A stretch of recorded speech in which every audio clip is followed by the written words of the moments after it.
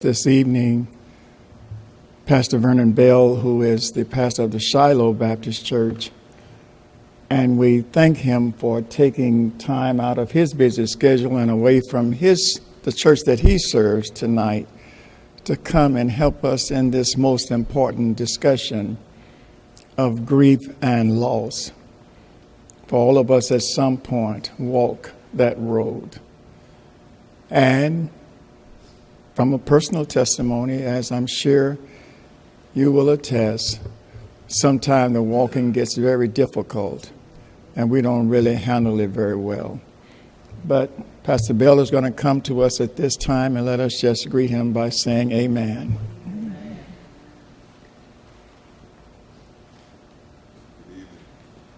Thank you, Pastor Potter.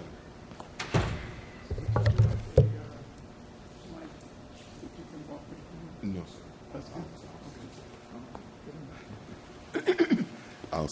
I'll stay put. Pastor, give me the outline. Tell me, this discussion is what, 30 minutes?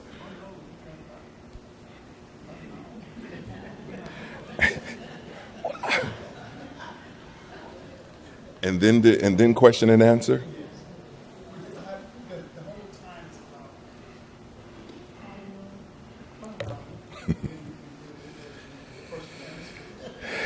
Well, amen. I don't know that I prepared for an hour, but amen. I just want to say thank you, Pastor Potter, and whoever, all the committee that came up with my name. I thank you for trusting that I would say something that's beneficial to us on this evening. My sister laughed at me when I told her that I would be speaking tonight. We would talk about grief. And she said to me, "Boy, don't let me find out you laid out on the floor kicking and screaming over there." I said, "I promise I'm not going to fall out on the floor and going to be kicking and screaming." This subject, grief, she knows how emotional of a man I am. So she just knew in such a recent loss of my mother and my sister that this would be complicated to me, for me. And I want to say that God is giving me grace and understanding in the absence of my mother. My mother died May of last year. And my sister died about 2 months, 3 months after she did. And so it was a challenge it was really, really a challenge for us. I've been reading this book. It's called Grief Recovery Handbook. Now, I'm not selling a book, but some of the information that I'm going to share with us tonight comes directly from this, the Grief Recovery Handbook, and John James and Russell Friedman are the authors for this particular book.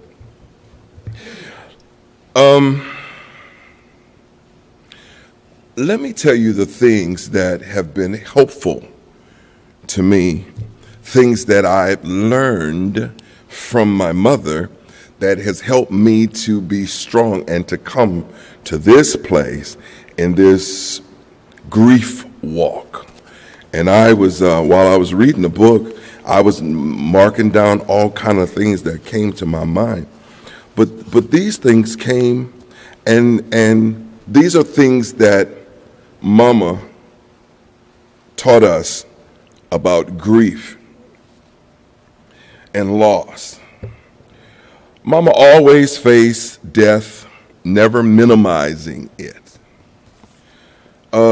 She used a specific language when we were talking about the person who had died. So often we want to kind of soften it up with some folk. Well, this person is going to meet the king, or she has passed on, or he has passed on, And I think that kind of has its place, but sometimes you just have to say such a such or so-and-so, Reverend this or Reverend that, have died. Especially when we're dealing with our younger people, because, to say that they are up with Jesus kind of gives them a different idea, and they don't know how to process this whole idea about death and dying, especially when we give them this flowery, and we don't want to talk about hell either, but we want to give them the reality of what this is. He or she has died. That's one thing that Mama taught us, and we learned that growing up. We were never separated from our dead. She always had us there present. We understood. Well, we didn't understand about all the stuff, but we knew that they wasn't coming back. We knew that they were what older people call dead. Mama cried for her parents and her children when she lost her children. And this idea that Mama cried publicly and Mama cried privately, sometimes we get this misunderstanding about being strong for people. So you got to be strong. I'm going to cover a little bit of that a little later. You got to be strong now. You got to be strong and suck it up. And so we don't show people how to deal with death or how to emote or have emotions publicly, because we kind of want everybody just to be strong and get through it. But Mama taught us how to cry. And she taught us that when her parents died and even when her children died. Mama kept her parents and my daddy and those who had died before us alive for us. Even though we understood that they were dead and there was a place in the graveyard for them, she helped us to keep their memory alive. And she did that by engaging us in conversation. And even now, I quote my grandmother or my grandfather. My grandfather had new words. He would make up a word. Or my grandmother, one of her words, well, she would say, if we were asking her to do something that she thought was impossible, and she just wanted to give us an answer, and we would say, Mommy, when are you going to do that? She'd say, well, the 1st of Juvember. So we laugh about the 1st of Juvember. My grandfather, when he was going home, there was a bayou that ran behind our house, and he would go fishing there. And when he was going home, he would say to my mother, going in, going in, going in, going in. And that's all we heard when we were kids, going in, going in, going in. It was one word, going in, going in. But when we grew up, I understood later, it was him saying, going in, going in. And so we laughed about those things and how my grandmother in her late years got on this motorcycle with this man, and your grandmama riding a motorcycle? She kept them alive for us. And so the grief process, it was easier for us to deal with our loss because we were constantly talking about them, constantly remembering the good that they had done. The most valuable lesson I think that my mother taught us when she was dealing with her parents was that our best friends in years to come, or years when the parents and grandparents were gone, our best friend would be the fact that every opportunity that we had, we were there to do something for them. We didn't miss an opportunity to go home, to be with Mama, to be with my grandparents. And as I mourned the loss of my grandparents, I realized that I was there as often as I could be. School, breaks, I got there. We got there. We helped her to take care. We saw her take care of her parents, our grandparents. And when that time came, we did for her exactly what she had modeled for us with the care for her parents. And today, even though I get sad sometimes, that is such a consolation to us that we did for her what she taught us to do for her parents. She wanted to be home. She didn't want to be in the nursing facility. And God granted that. So we brought her home. She was comfortable to be home. And then Mama taught us one other thing, that we would go the last mile of the way. Go the last mile of the way. And for Mama and us, that's translated as however far you can go with that person. Before death and even after, the undertakers had to put us out. We were gone. If they had, now this might be morbid to some, but if they had allowed me and my brothers and sisters in the embalming room, we would have been right there. We would have been, because that's the relationship that we had with Mama. Mama said some things and did some things that kind of made her passing a little bit easier for us. Difficult, floored, yes, all of that. But she said some things during this process of dying. She would have these visions where she would go in and out, not of consciousness, but Mama was like she was going into heaven or to the next world, and then she would come back. And when she came back, Pastor Potter, she would tell us what she experienced on the other side. And she would go to sleep, and we would say things like, well, Mama, you slept kind of long, boy. I was on that old ship of Zion. One time, Mama slipped away, and she came back, and she was telling us about the crystal sea and getting her healings and all of this. These were conversations that she was having just prior to her death, and we did not interrupt that. And I got to say the importance of that, because you know what we want to do? When our loved ones start talking about death and dying, we shush them. Oh, now, Mama, we're not going to talk like that. We're not going to have that death talking here. And then when the people leave us, you don't know what to do. Don't know how to do it. Can't deal with it. Because they were trying to help us along, and we shut them down. But we allowed Mama to talk.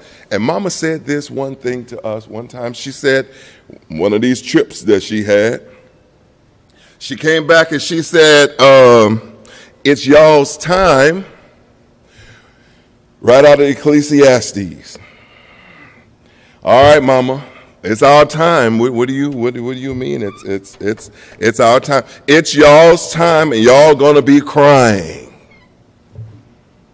Y'all going to be crying. And we listened to her.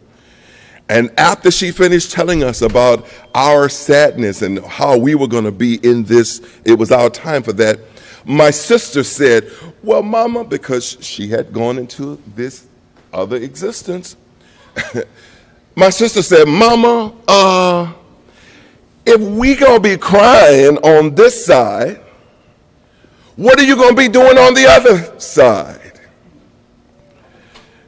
Because the idea is we're on this side and she's on the other side in the presence of God, you know, doing whatever they're doing in the presence of God.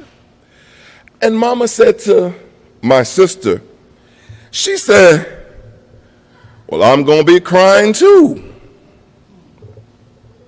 Well, Pastor Potter, it almost didn't make sense that you're going to be in the presence of God, but you gonna be crying too? Why you crying, Mama?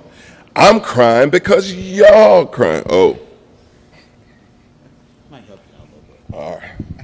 It's all right. Okay. Mama said, I'm crying because y'all crying. And it almost for a little while, just a second, almost didn't make sense, because here you are, and she's telling us that she's in the presence of God. And then she says, well, I'm crying too because y'all crying. And then it began to make sense to me what John said in Revelation. John wrote Revelation. John said in Revelation, he quotes this, he says something where Jesus says, and he will wipe every tear from their eyes. I'm like, oh, Lord, this is really, really something that we are experiencing here with Mama. And Mama fell asleep on about a Monday night. I say fell asleep because she suffered another stroke in the brainstem, and she fell asleep. And so we had her taken to the doctor, and they told us that, they said to us that they really didn't know why she was still alive, because that was some part, wherever the stroke was, controlled her breathing and everything. And so they said to us, they said she can go anytime now, because at some point the brain is not going to get the communication to breathe, and she will breathe away. And so we had to make decisions whether to put her on the respirator, ventilator, and not. And that was a tough decision, but Mama made it easy for us. And Mama made it easy for us because Mama said, I don't want to be on none of them machines. And so with tears in our eyes, we said to the doctor, no, we can't do that. We won't do that. She really did make the decision easy for us. And so we brought her home that Thursday. They told her hospice came along, and they was giving us, they said, well, she probably not going to make it through the night. And so she was with us that Thursday night and Friday. And then she was with us all day Friday and into Saturday. And all day Saturday she was there, and I was there with them on Saturday evening. My nieces, we were all gathered there cutting up the way we would normally do, and she was running a fever. And of course she wasn't alert, but she was, we knew that she could probably still hear us. But she was running a fever. And at that moment, I said, Mama's probably going to leave about the time she goes to church in the morning, Saturday night. Well, in Louisiana, church started at 7 o'clock in the morning. So I started to tell my brothers and sisters that Mama's probably going to leave us at about 7 o'clock in the morning. That's what I felt in my gut. That's what I felt. But then they were having such a good time in the room, cutting up and carrying on, and so I let it go. And then another time, same hour, I felt that impression again to tell them. But they were having so much fun, and I didn't say nothing. Well, that Saturday night, I went to my mother's house, and it was about a 40-minute drive from where she was at my sister's house.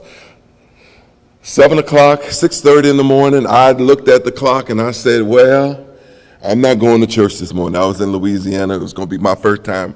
I didn't have to go to church, so I said, I'm not going to go to church this morning.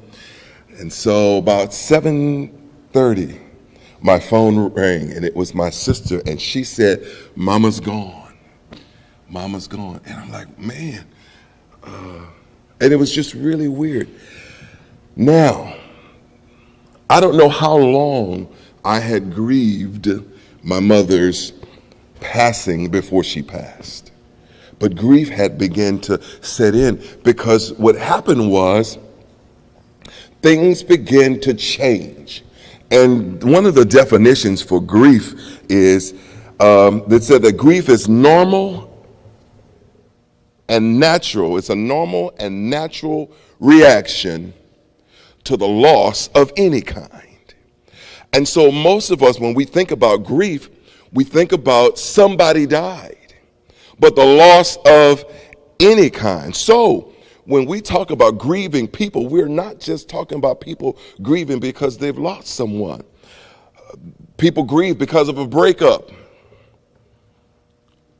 One person decides to move on in the relationship, and the other one is not ready for that person to move on. There's a loss, so there's grief and there's grieving. Death of a pet can cause grief. Moving can cause grief.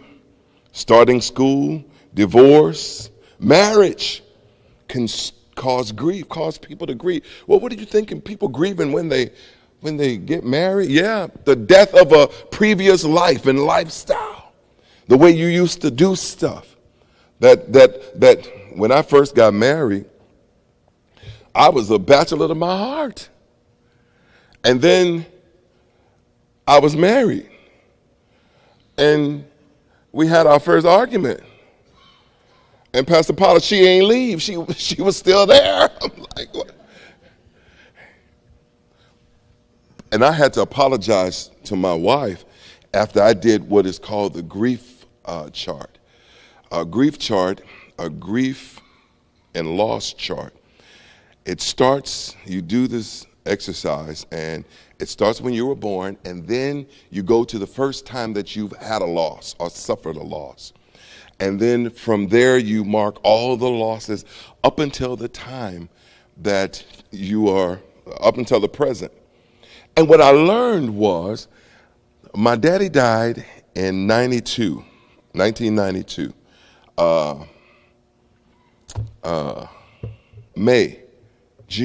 June of 92. Daddy died June of 92. I got married July of 92. So I had to go, and I'm just finding this out now. The first couple of years of my marriage didn't go so well because I was suffering from the loss of a parent. So I had to apologize to my wife for those first couple of years that things were extremely rocky for us, for us.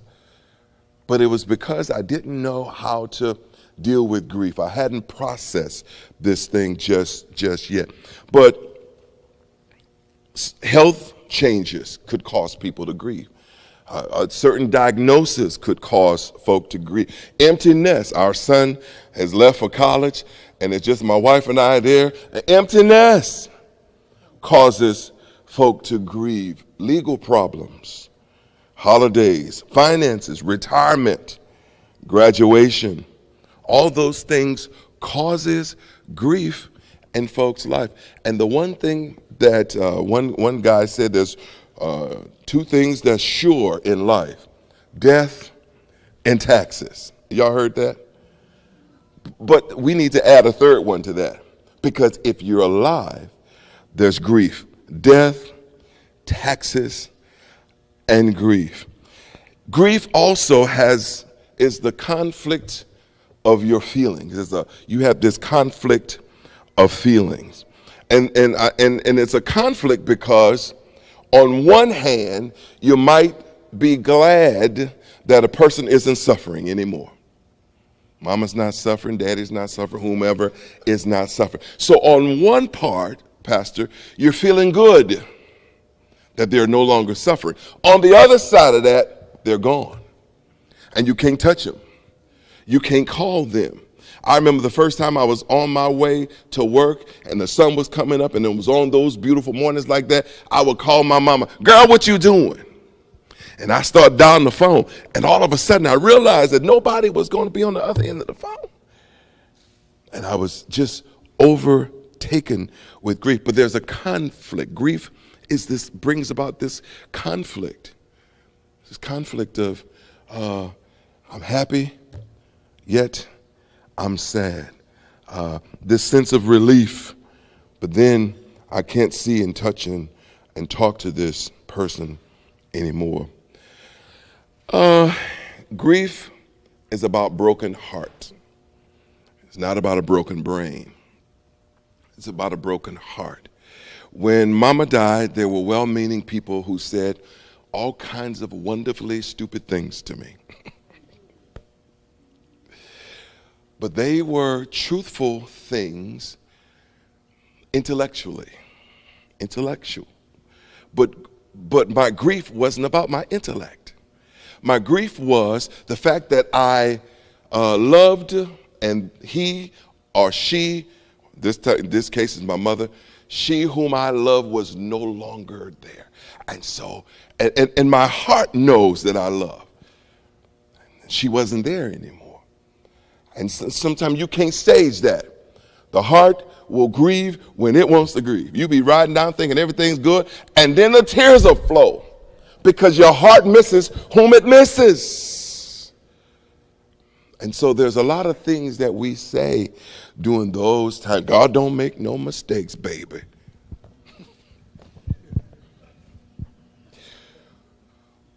And I was very kind. God don't make no mistakes, baby. God don't make no mistakes. And I know some of us don't, raise your hand. I know God don't make no mistakes. My argument wasn't even God with God making no mistake. Well, you know, and there's the list goes on and on about the nice things that people were trying to say to lend comfort to me. But I didn't have no issue with God. You can't question God. You can't question God. And I'm like, yes, ma'am. I know I can't question God because God is always right. He knew what he was doing. Yes, ma'am. I knew God knows what he was doing.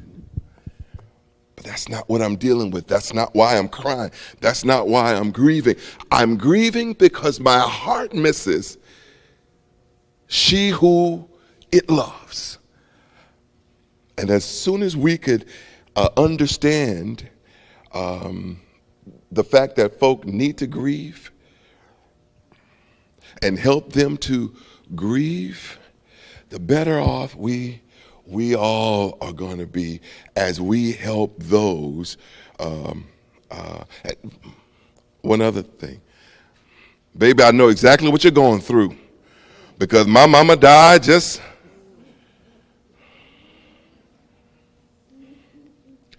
How on earth can you know what I'm going through because you really don't know the relationship that I had with my own mother?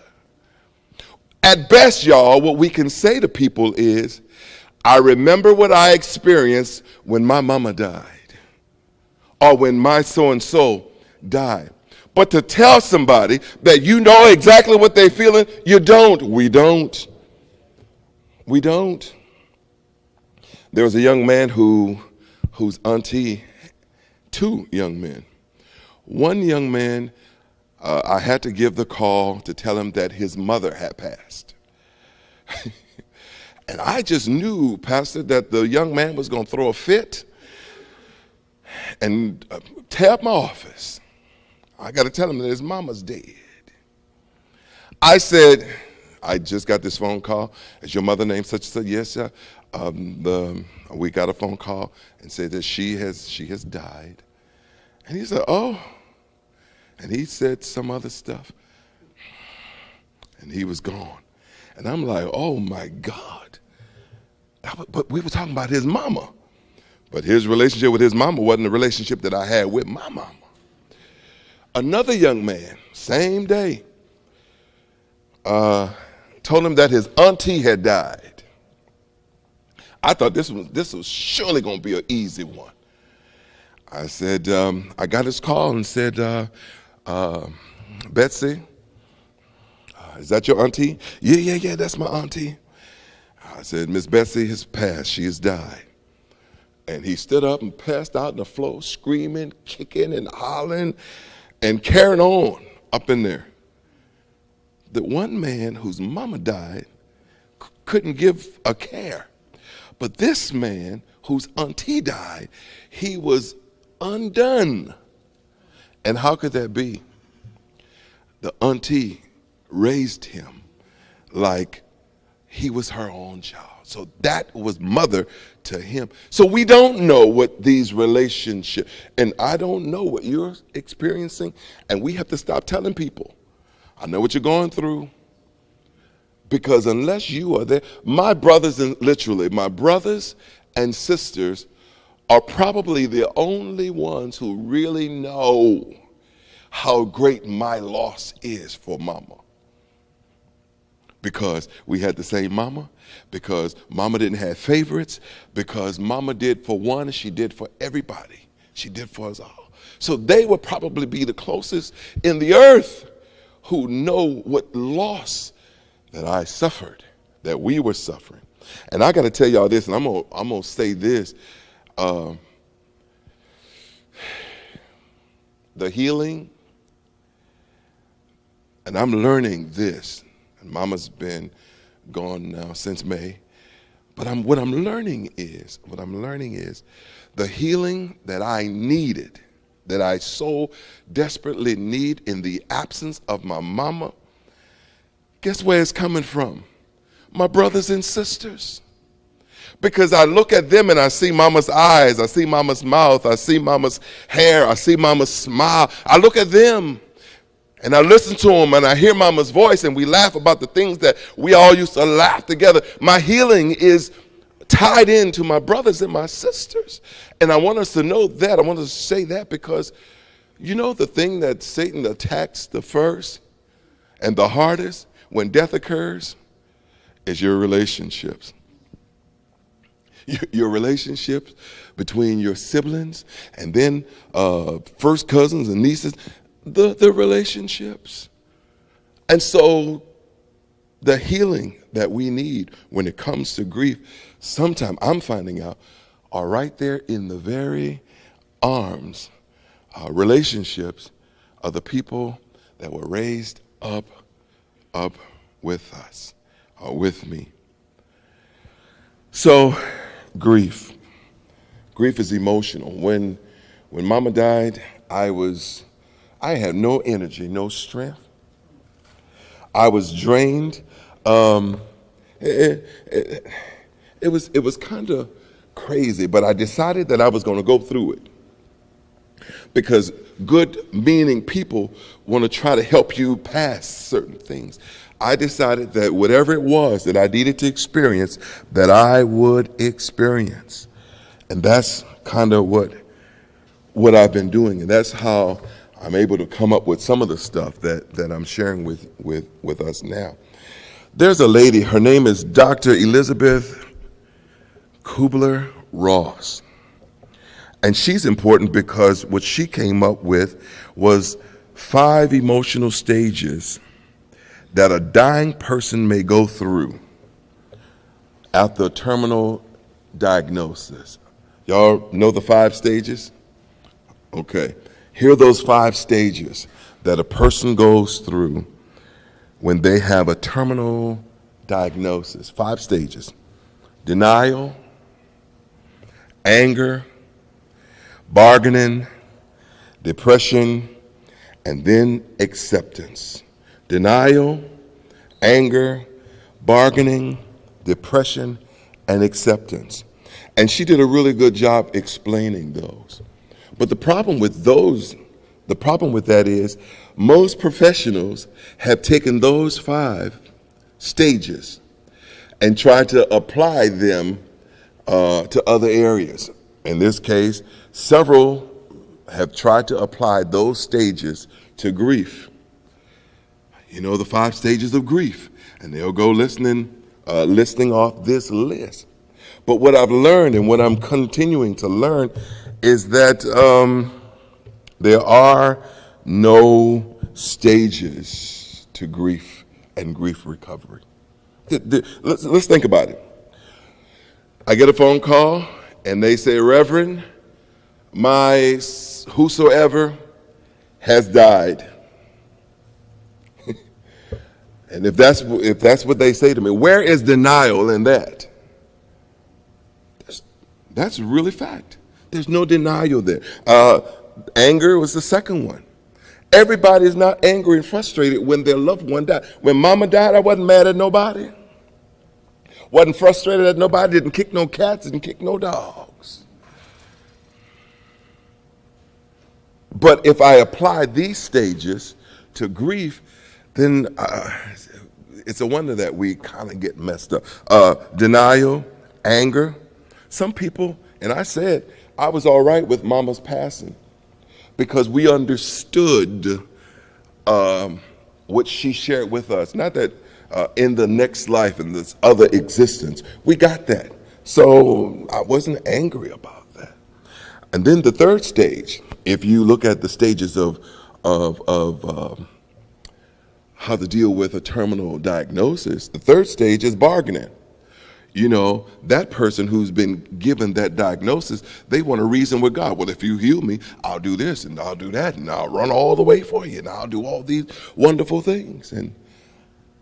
But when somebody dies and when there's grief, what bargaining is there?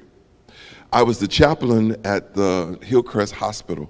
I was in training, and I was working in the emergency room on that evening.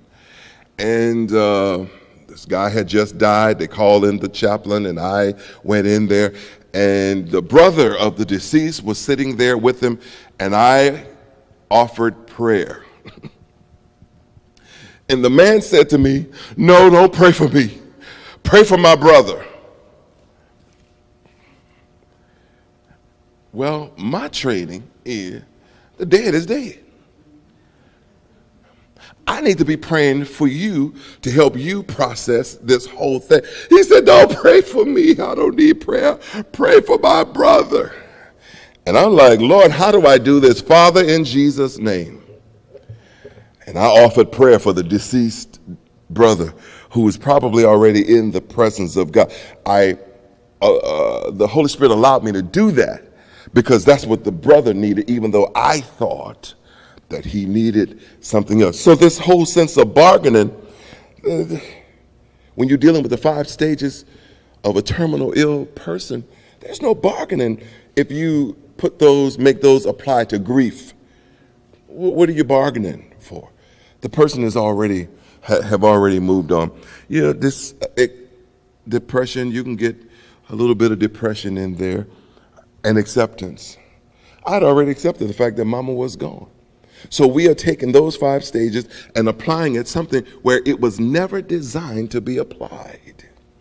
So, are there stages to grief? This author says there are not. There are no stages to the emotions that arise after a loss. But there are common responses. And these common responses are the reduction or a loss of concentration. Listen, when mama died, and I do it now. Mama been gone for a while, but I know some of y'all do. But wait, I'll get up thinking I'm going to the kitchen to get something. By the time I got to the kitchen, I know what I got up to go get. Which is ain't nobody got to die for that. But there's a loss of concentration. I wasn't trying to pay attention to a whole lot of stuff. There's a loss of concentration. That's a common response. A sense of numbness. This sense of numbness is both physical and emotional. Could be both. Just numb. Just nothing affects you. You're walking around in a daze, kind of like numbness. Disruption of a sleep pattern. These are common responses to grief. Disruption of sleep patterns. You can sleep too much, or you can not sleep enough, or both. The change in eating habits. You eat too much. I gained 21 pounds after mama died. Y'all can't tell it, right? 21 pounds after mama died. And I'm down 8 now, so I'm trying to get back to where I was. And then there's the roller coaster of emotional energy. Emotionally, I was all over the place. All over the place. I cry for everything. The baby's born, I cry. Son graduation, I cry. Baby got healed from a cold, I cry. I was just everywhere. I was crying almost about everything. I was crying. But that was a part of what was going on in my life at this time. And I'm so much better now. And I know I'm better because, and I'm not trying to get over my mother's. I'm not trying to forget her. I'm not trying none of those things. But I was on a phone conversation with a young man who really didn't know my mother, but he knew my love for my mother, and he didn't know Mama had passed. And he said, and by the way, Chaplain, how's your mama? And I said, Mama died in May. Oh, Chap, I'm so sorry to hear that. I'm like, it's good. It's okay. It's okay. And we talked and we laughed and we talked and laughed a little bit more. But for some people who have not processed this grief and this grieving process, to bring up the name of the deceased could cause immediate crisis, send you into crisis mode. But it's been a process. What else? Denial. There's recovery. And we'll get into recovery a little bit later. But there is a recovery. And recovery pretty much just means that I'm able to function in this new norm now. I'm able to kind of move on, and I'm feeling better. I'm learning to live with this new normal that I have. And it's a process. It's a process. You don't get there immediately. And I'm thinking I probably gotten there too soon, because you can't put I guess you can't get there too soon, but compared to some other folk, I'm doing all right. I'm doing pretty good with this whole idea of loss and grief. Pastor, what time? I can.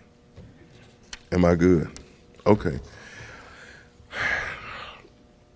There's some things that are taught to us, and some of us learn these things from the time that we're a child. We know how to get stuff we learn how to get and to hold on to things. We can acquire a whole lot of stuff, but what we haven't learned is how to deal with loss. And these are just 5 things I want to share, six things I want to share with us. The misinformation that we have when dealing with loss. There was an example that was given of a little boy who had his dog died. And of course, the parents tried to fix it up, keep it moving. But the little boy cried and cried and cried. And they were saying, it's going to be all right. Don't cry. One thing that he learned from that, they were telling him, don't feel bad. Don't feel bad about it. And he cried and he cried. And when we see people crying today, we try to tell them, it's going to be all right. But early on, some kind of way we learned this idea, this thought that we're not supposed to feel bad about this. And so what the parents did was, he cried so much, they said to him, well, if you stop crying, then on Saturday, we're going to take you and get you another dog. And he did stop crying. And on Saturday, they took him and got him another dog. So the first lesson that they learned, that he said that he learned, was that I'm not supposed to feel bad about loss, because you telling me, don't cry, don't cry.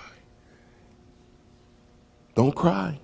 The second lesson he learned was that I could replace my loss. After a little while, I'll replace this loss. I'll get a new dog. And he did. He got a new dog and he quit crying. But he also said that I couldn't tell my parents that I didn't love this dog because I wanted my dog. But those are the kind of lessons that we learn as we're growing up. We kind of have misinformation when it comes to dealing with loss. And then one time he said that he cried so much, they said, if you're going to cry, go into your room. And what's the lesson he learned from that? You got to grieve alone. And don't many of us do that?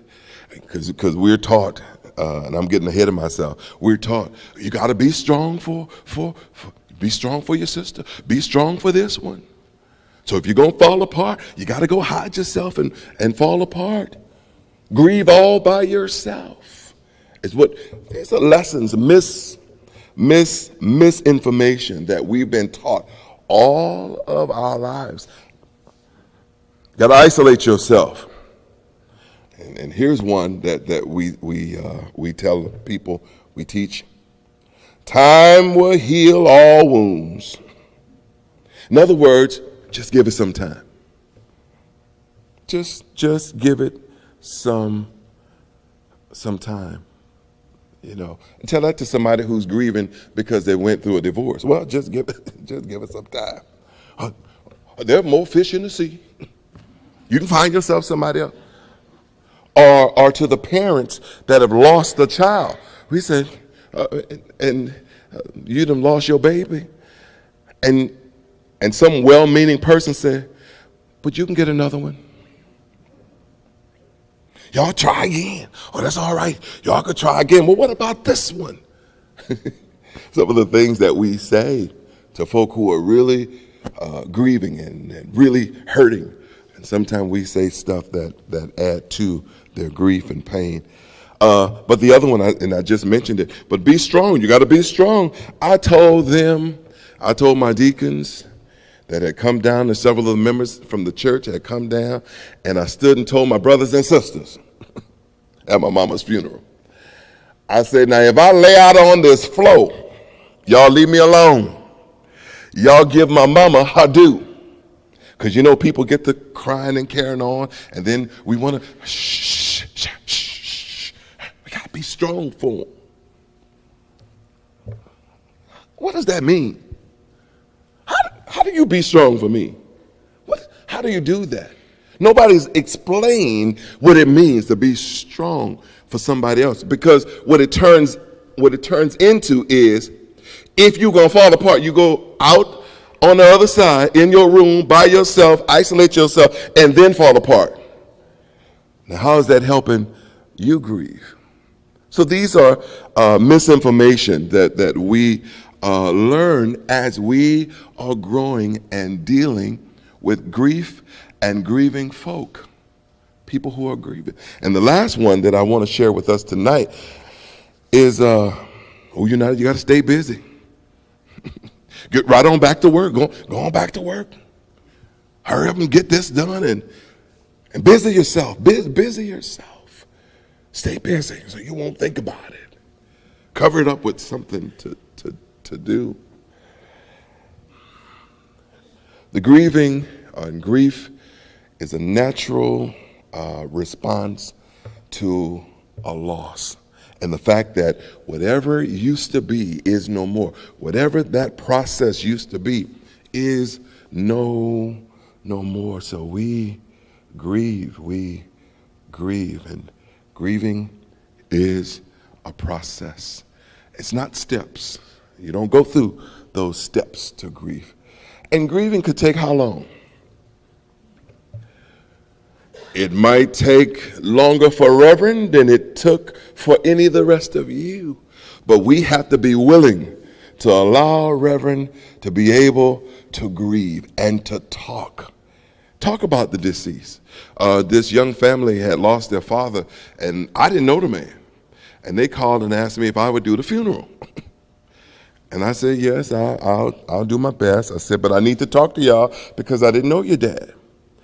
And so I did a meeting with them, Pastor Potter, and he had 3 children, 2 sons and a daughter. And we sat and we laughed, and they talked about their daddy and how their daddy cut up and how he did this. And I was taking all these notes, and we were having a good time as they were talking about their father. So when should grief counseling or grief repair, grief restoration start? The grief process immediately. Get folk to talking.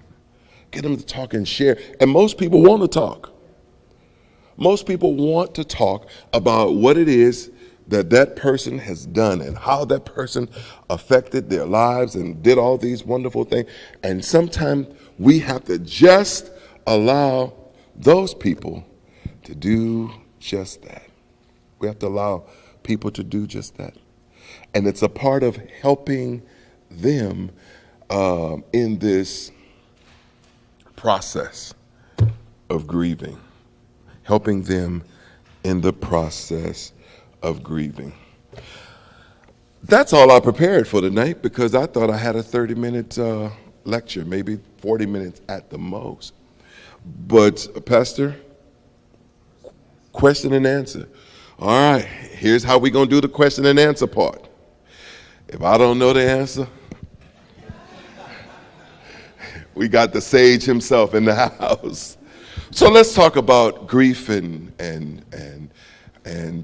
this whole process of grieving. Are there questions, thoughts? And maybe you got something that you want to share that I can add to my next lecture, wherever else we're going to be able to talk about it. Yes, sir. Tell me your name. Mr. Crawford.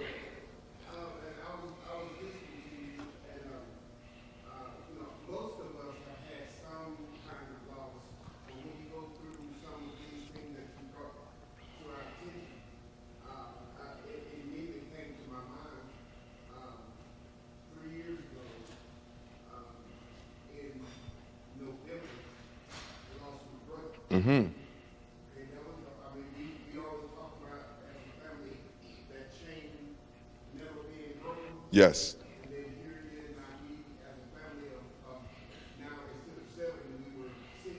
Yeah. And dealing with those, and I think these dealing with those emotions that you just ran down through. Yes, sir. And not only in November that I lost my brother, in January of that, go through the holiday, and in January, I lost a brother-in-law. Mm-hmm. And so here we are, less than 6 months, have lost 2 young men that from our family point of view were brothers. Yes. To our sisters. And now we have to deal with some emotions and how we have to work with it and how we have to give both my sister and my sister-in-law some room, what you suggested, how we need to breathe it. And we didn't know because we had lost anyone in our family since our mother. And that's been like 68 or so. Yeah. So this is a new reoccurrence to us. So I appreciate what you said. All the things that you said, I can look back and look at my sister, and she had a hard time because, I mean, that was her husband was love of her life, and she had to actually she decided to do some counseling. I know she might suggest something like that. That she, us black folks, don't really do a lot of counseling, but she did. It meant a whole lot to her, and she told us, you can do what you feel, but I need this because I have a major glory in my life, and Yeah. talking about it, like you said, was a major hit for her. So I just appreciate your presentation and some things that make sense to me and into how our family dealt with that grief in that period of time. Yes, sir. Thank you. This book, Grief Recovery Handbook, I went to the funeral home director in Veneta. Most of the funeral homes now will, if you use them as a service, they will offer some grief counseling. So I went to the funeral home director and asked him what book he used. And he gave me a copy of the book. And after I had read the first chapter or two, I was going to recommend it to my sister, who's a social worker, and my other sister, who was a school teacher. But I was afraid to, because I'm like, they ain't going to want no grief counseling. But one sister said to me, she said, have you thought about counseling, grief counseling? I said, yeah. By the way, I got this book that I'm reading, and and I heard and called my other sister that Sylvia said that she was going to be doing this, and what I did was I got on Amazon and I bought 5 copies, and I sent them to Louisiana, and I didn't know that my 2 sisters and I are reading the book together, and we're comparing notes. It's been a beautiful thing that we are able to walk through. And the other thing is that Mama really helped us. Mama helped us to get to the place that we were able to talk about it. Now, my sister's death was completely different because she ain't say nothing. She just didn't wake up. She like, I ain't going nowhere. I ain't going to tell y'all I ain't going to say bye. She just didn't wake up that next morning. And I was like, what? And when my niece called me to say, I just want to tell you that my mama has joined her mama. That was how she told me that my sister had died. Like, girl, why are you playing? But it's been a blessing. It's really been a blessing to be able to talk about it and to even talk to y'all tonight about Mama. And I got to tell my sister I wasn't rolling and crying and screaming on the floor. She's not going to believe it because she's wanting videotape. Other thoughts and ideas or questions as it relates to grief and grief recovery. Grief is normal. Grief is normal. I was very angry because I asked God, why did you take everybody away from me? I'm the last one out of a whole immediate family. And every single day, sometimes thoughts come to me. And I'm riding along and tears are just rolling, but I'm not crying, but they're just rolling and rolling and rolling. But I have learned how to cope with that, with the memories, all of those memories. And that's what keeps me. And like you say, and all my brothers and sisters at Antioch, I still think I got a big family. Amen. And that keeps me living. Amen. And we need you. Amen. He left you here because we still need you. And you're not finished with doing whatever your assignment was. And I celebrate that my mother and brothers have gone on to be in the presence of God.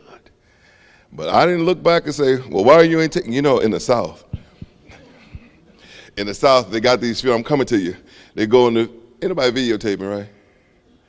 And y'all gonna have me can't go home. In the South, they get to these funerals and they was, take me, take me. I ain't one time told them, take me. Not one time. And I said I really felt in my heart, and people say this, and this is one of those crazy things that I say sometimes people say to you and they mean well, but it's just, you want to shut them up. If they wouldn't come back, if you called them, they wouldn't want to come back if they could. I made a mistake in telling my niece that. She said, oh yeah, I'll call her, I'll get her back up, because I don't think my mom was ready to go nowhere, and she went on and on and on. But that's what, well, they wouldn't come back if they had a chance to. I don't know, but I wouldn't want my mother to go through what she went through, knowing that she got to die again. When my daddy died, and I thought Mama was going to be lonely, and I said, Mama, you going to marry again? She said, boy, I am not going to put the Lord through that again.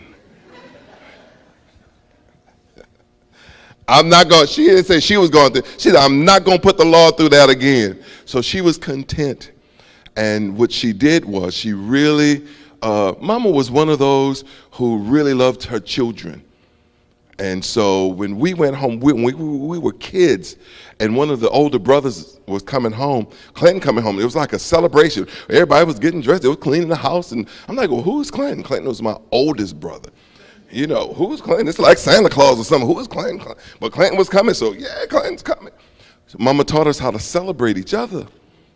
And so we never threw these elaborate parties and stuff that you see people do, and I celebrate those things. But every time we would get together, it was a celebration. When Mama came to Oklahoma in July, the year before she died, she was in Oklahoma at Shiloh, and they drove all night long. and we had a good time, and Shiloh loved on her, and we got pictures, and it was just wonderful, just absolutely wonderful. Now I don't know why I was going to say where I was going to go with that, but yeah, I miss her, but do I want her to come back? Not to exchange what I understand is going on here for what the scripture says that she has now, and it would really be kind of what word, Reverend? Selfish. That's the right word. Be kind of selfish. It'd be kind of selfish. There was a question here, and then I'm coming over to you.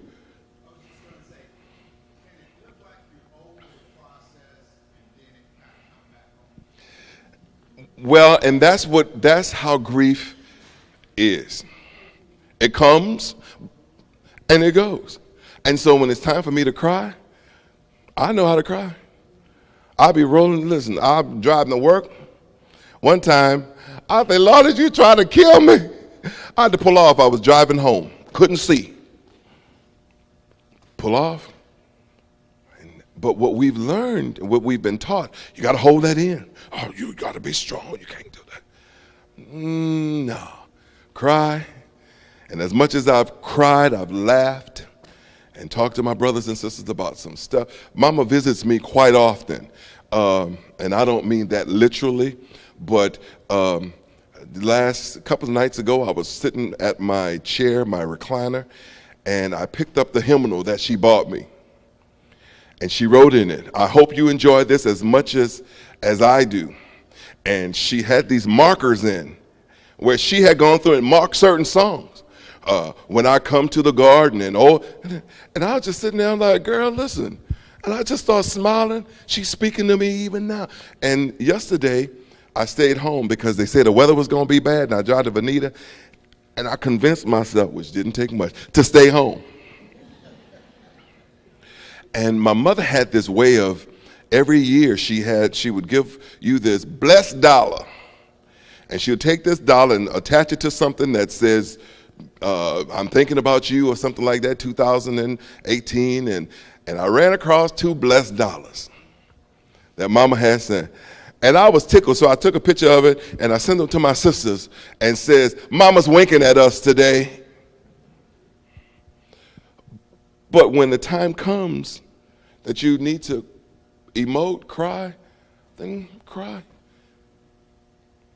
But you'll laugh, and I've learned to laugh. So it comes and goes. And have I gotten over Mama's death?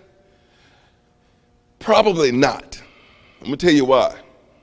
Because I'm in Oklahoma, and all of them are in Louisiana. And I guarantee by the time it's time for me to go home, and I got to drive up to my mama's house, and she's not going to turn on the light and come outside and with her red towel. Here's what she would do. She'd get her red towel. Don't come in, hold on, don't come in. And she'll come out to the steps and put her red towel down so we can walk on the red carpet. I said, girl, that's the kind of stuff Mama did, you know. So am I over it? Probably until I go home and ain't nobody going to lay no red carpet out for me. Then anybody have to roll me a little bit. Yes, sir.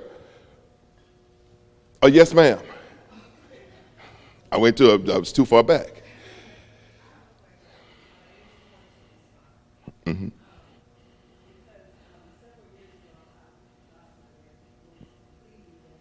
Mm-hmm.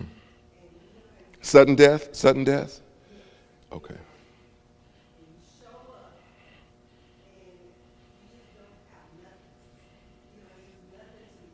Mm-hmm.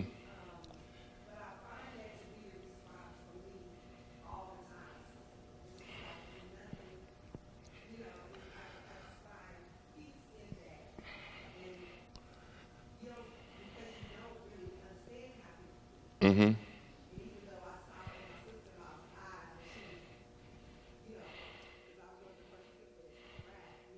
Mm-hmm.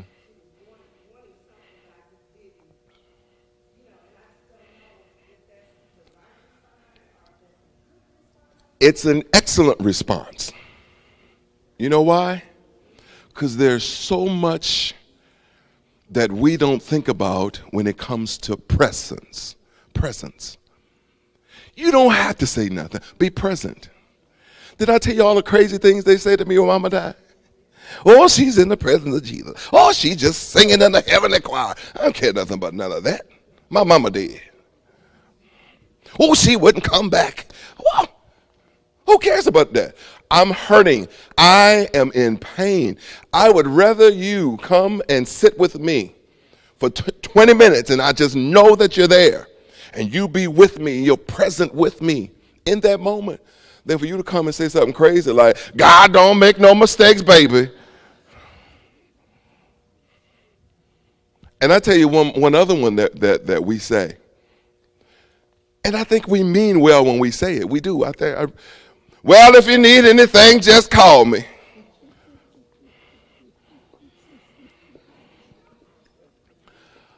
I'm hurting, drowning in pain, but how am I going to find the strength to call and say, I need this or I need that?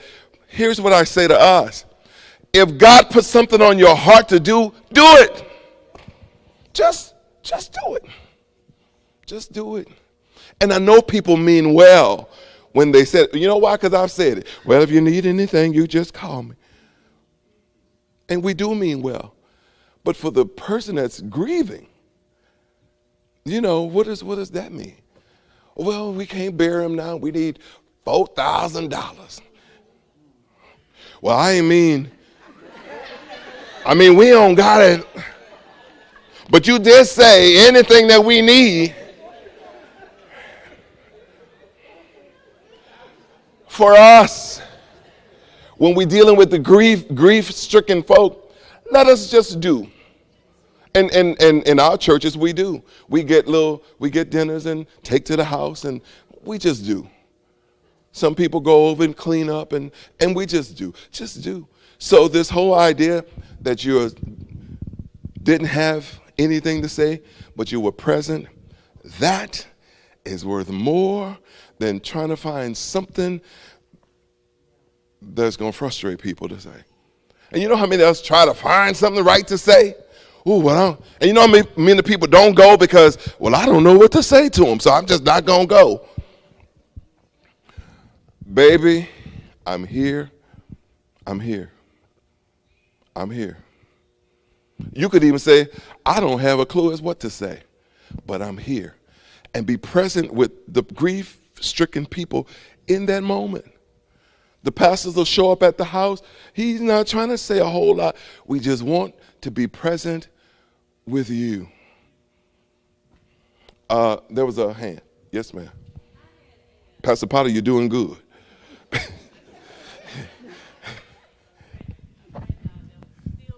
Yes, ma'am. And that was a real painful experience for me. And so what I did was, actually, I just couldn't talk about it. And I couldn't help my daughter, so I just would hold her. Right now. But anyway, what I did was, I saved a little cap, the baby cap, because I wanted to keep her scent. And I put it in, so every now and then I'd go smell it. But it brings me so much pain. I was thinking, I should throw this away. And I tried to throw it away, and I dug the trash can and got it back. Because I wanted to, this seemed like that's, but, I just wanted to do that. And so sometimes I think, I don't think I'm grieving for her. I understand, people say, well, something could have been wrong with, and God, they tell you a lot of stuff. But the thing about it is, I do. I still have a little baby cap. And it's just, How really. long has it been? 10 years. 10 years. And how long should they take to grieve? However long it takes. Now, here's when I was called in to to deal with a family who had a child that was stillborn. I asked the question, how long is a full life? For my mama, it was 89 years. For my mama, it was 89 years. For that precious one, it was however many minutes that he or she lived. and they lived a full life in accordance with what the master said. A full life. And it might not seem like that, but they lived a full life. Gathered people together, lived a full life. So hold on to the cap. Hold on to the cap. Other thoughts? Oh, Lord, Pastor Potter is coming now.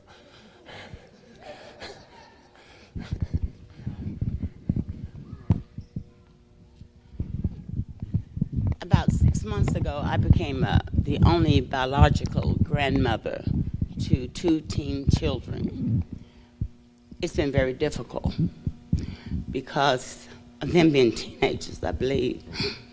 It's okay. But me grieving of that loss, I wonder if I'm being the grandmother I should be, I can be to them. And it bothers me sometimes because I just don't know sometimes what to say. Mm-hmm. So this was your daughter? It's my daughter-in-law. Your daughter-in-law. Okay. Talk to them about their mother as best you can. There's always going to be time for it. Remember, recovery starts when a person dies. We get to have interaction and talk about the positive, the good things that they've done. So it's never going to be too late to tell them who their mother is and that she loved them. Well, my granddaughter mentioned to me the other day that her mother, her biological grandmother on her mother's side, passed away when her mother was only 13 and she was 13, and it really got so deep until she just ran and hid for a moment. And I would think I can say to her that we don't know the answer to those questions. You know, I don't believe in patterns going from one Generation to the next. Yeah. I don't know that. I explained to her that her other grandmother, had a terminal illness. Is why she passed away. And her mother was entirely different. So You have to be present in the life of those children. And because you're present in the life of those children, you're the one who can continue to attach them to the mother that they've lost. And so learn to talk about them. And I'm going to tell you what I told y'all not to do. Be strong for them.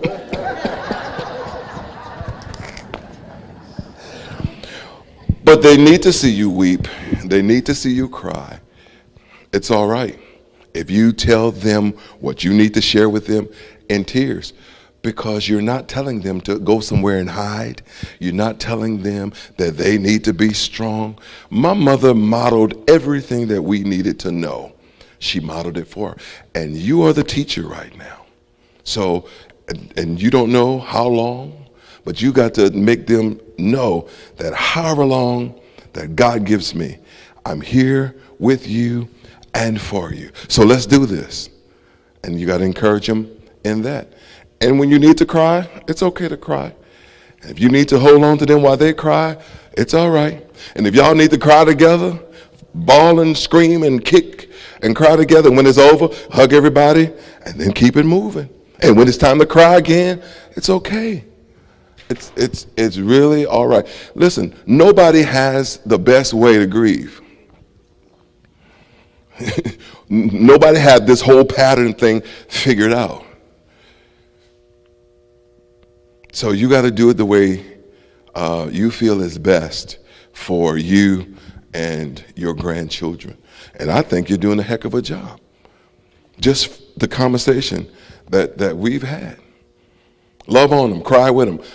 When my brother died, my oldest brother died, I was tore up in the room. And mama came in that room and fell across that bed with me. I didn't know it at the time, But she was saying, it is all right to cry. It is all right to experience this level of pain. And she helped us to work through that. So cry with them. Cry with them. And it's all right to remind them of how strong their mother was. And it's nobody's fault that she's gone. We can't blame anybody. I think that's very important, because one thing you have to always be careful for is how the person is processing the grief, because they may not be processing it in a good way. So you have to be careful that they don't do something negative in their process. But when you cry with them, I like the idea of don't try to be strong for them. We all do. But when you cry with them, you're teaching them how to process it. Absolutely. And they will hopefully understand how you are doing it, and they do it themselves, and you both make it. But it's nothing wrong with jumping across the bed with the son, grieving the loss of his brother. That helps them to process it, but you got to cry with them. Just cry. And there's no girl grief, boy grief. Y'all hear what I'm saying? Well, you got to be a big boy and you can't. No. You got to let people grieve. I saw my daddy cry at his mama's funeral, and daddy was something else. I'm like, this Negro crying? Oh, Lord. What? I didn't know what else to do, so I started crying too, because he was crying. But daddy cried. 2 times I saw my daddy cry. 2 times I saw him cry. At his mama's funeral and at his sister's funeral. All the other times, daddy was knocked down, dragged out. But when I saw him cry, and I understood that as a man I could cry. And so that's the lessons, as Pastor said, that's the lessons. Yes.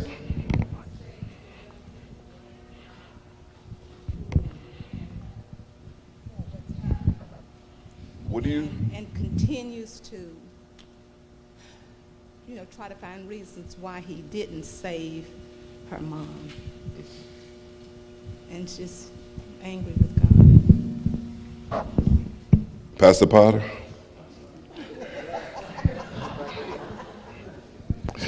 What do you say to a relative who's angry with God? And say that other part again.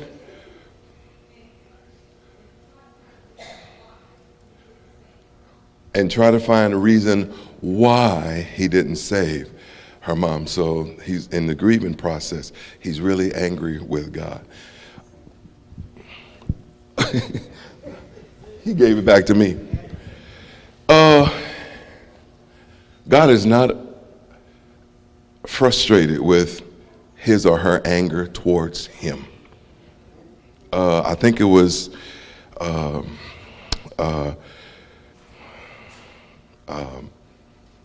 little guy from Texas, a little short guy who sings. Kirk Franklin. You know what Kirk says? God can handle it. God is not upset with him or her for being mad at him because she doesn't understand.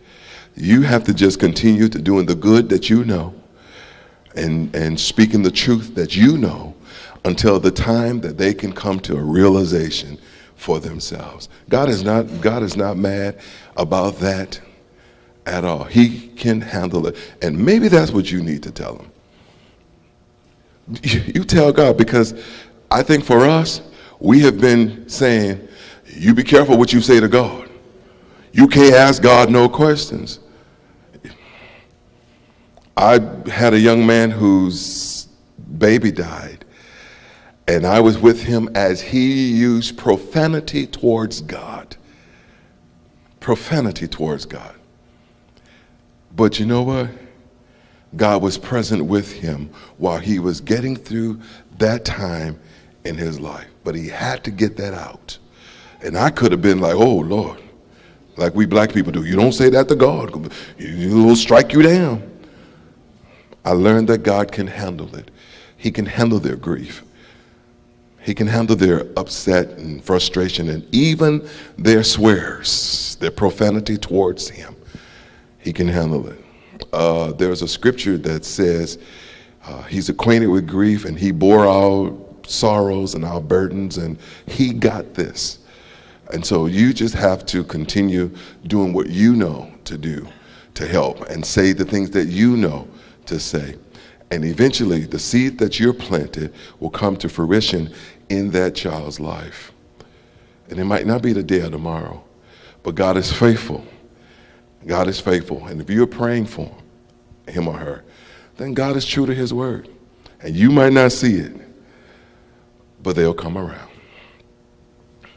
Other thoughts? Reverend, you didn't help me with that one. Oh, Lord. Was that helpful? You know, I thank God for Antioch because as ministers, Pastor Chambers brought these very things to us. And she let us know that as ministers, you talk too much. She said to us, when there is a death, when there is tragedy, sometimes just go, and as Marla was saying a minute ago, and just be quiet. Mm-hmm. Let them talk, let them cry, don't tell them not to cry. And she made a statement about a young man losing, as you said, his mom. And she said, oh, baby, I'm so sorry. And he said, well, I am too, because I ain't gonna get no more money. You know, and she let us know that people grieve differently for their parents, their brothers and sisters.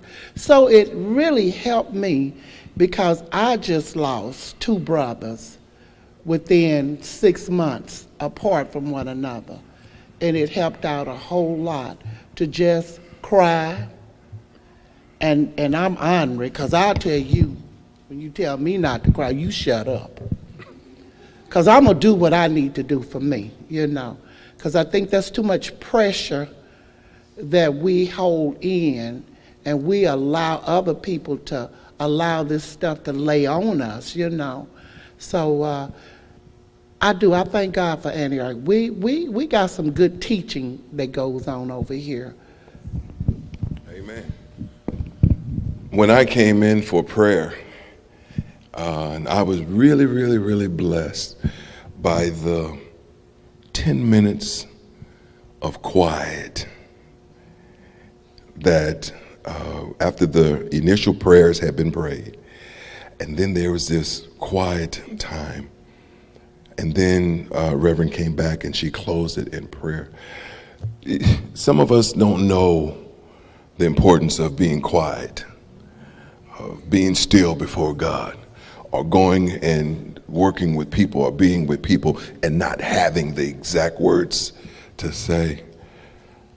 It's just a beautiful thing, because while I'm sitting here and the peace of the prayers, and it was just a beautiful experience just sitting here, and you could hear God's voice and you can sense his presence in here, in the quiet, in the stillness. And sometimes we try to busy ourselves, and more so when we're grieving, because we don't want to be alone. We don't want to be by ourselves because our thoughts run crazy. Sometimes you got to get by yourself.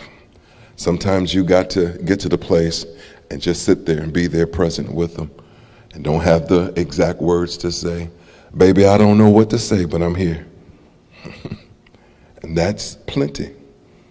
That is plenty. All right, Pastor Potter, thank you.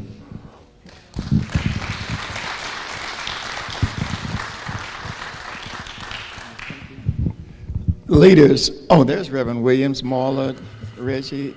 Anything you want to say about the next ones that are coming up? First of all, let's celebrate Pastor Bell. Thank you. for his presentation this evening, because I'm glad that we did this one quickly, because there are a lot of us who are grieving. We've suffered loss someplace, and certainly we don't have all the answers. We don't have all the answers, so we thank you again, Pastor Bill. You probably should have been at the place that you served tonight, but you chose to come to us, and we really want you to know that we appreciate that. Any words for the next?